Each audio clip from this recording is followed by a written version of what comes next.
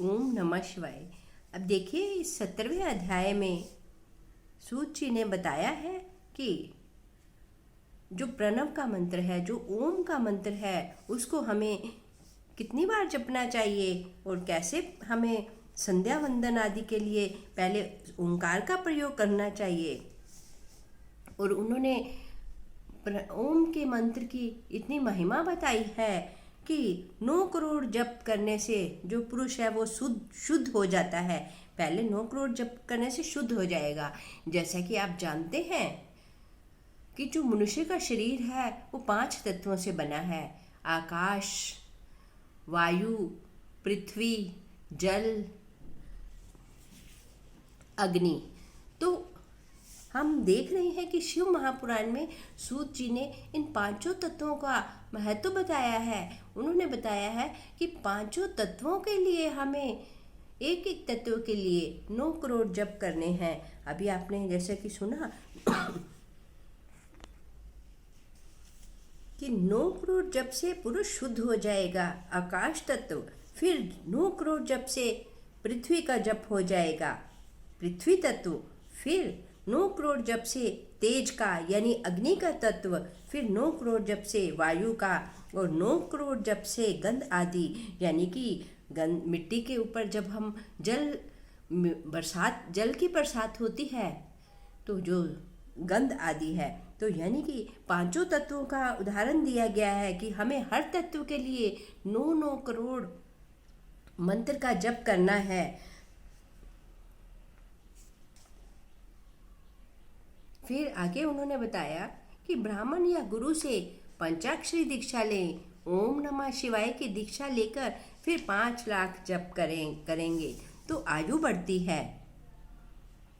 इसी प्रकार से उन्होंने हर जैसे क्षत्रिय, वैश्य, शूद्र, ब्राह्मण सब जातियों के लिए अलग अलग बताया है कि किसको कितने कितने जप करने हैं। आप जानते हैं कि हमारा जो जन्म है वो हमारे पिछले जन्म के कर्मों के हिसाब से हुआ है, उसी जाति में जन्म हुआ है। तो जाति कर्मों से होती है। एक तो हमारी जाति जन्म से होती है, एक हमारी जाति कर्मों से होती है। जन्म तो हमें मिल गया, लेकिन उसके बाद हम अपने कर्म करके, अगर मान लो कर्म करके दूसरी जाति में प्रवेश कर जाते हैं। जैसे कि कोई ब्राह्मण के घर में पैदा हुआ है लेकिन वो ब्राह्मण कर्म नहीं करता है, वो कुछ और कर्म करता है, तो उसको हम ब्राह्मण नहीं कहेंगे। जैसे कि हमने पिछले में बताया कि ब्राह्मण वही है जो वेद पाठी है, जो हर रोज गायत्री मंत्र का जप करता है, तो उसी ब्राह्मण को ही दान दिया जाता है। इसके बाद सूत जी ने बताया है कि अगर हमें आयु की सिद्धि चाहिए तो उसके लिए हमें तिल का दान करना चाहिए। व्याधि को दूर करने के लिए घी के पात्र का दान दें, 1000 ब्राह्मणों को भोजन कराएं, और अगर गरीब हैं तो गऊ को भोजन कराएं, और फिर अगर धन अभाव है तो अपनी शक्ति के अनुसार भोजन कराएं। और आगे उन्होंने बताया कि भूत आदि की शांति के लिए भैरव जी की पूजा करें, और फिर उसके बाद श्री शिव जी का महाअभिषेक करें और उनको नैवेद्य समर्पण कर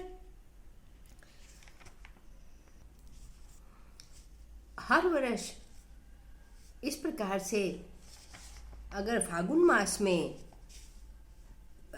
दान, पुण्य, यज्ञ, होम करते हैं तो उससे हमें सभी शुभ फलों की प्राप्ति होती है और हमारे बहुत से दोषों की शांति हो जाती है।